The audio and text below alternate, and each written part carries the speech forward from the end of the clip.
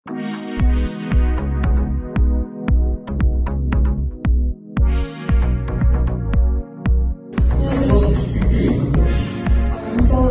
ол деген мысалға қысқаша сурет футбол жүріп бірақ индивидке қалай жүріп футбол ойнайды бірақ индивид қандай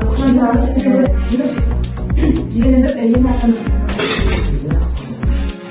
асылша 30 жыл бойы атбегі болып қол астында шоқыларын маған болғандықтан кейін байқауға рәмінейім демей бұл да рәмінейім деп айта алмайды. Ежелден біздің қазақ дәстүрін жалпақ пен атқанға пышақ деп атайды.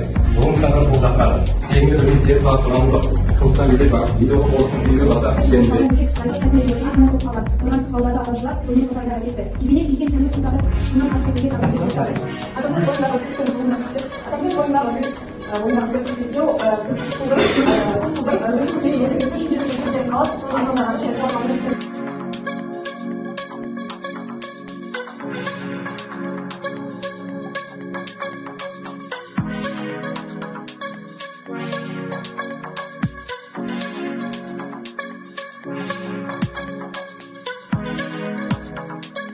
Қошағанда өгіздің жерді туыстарыңыз іздейді. Намыс жетім боласың, кіші атымен десе, шалғасың. Ежелден біздің қазақ дәстүрін жалпақ пен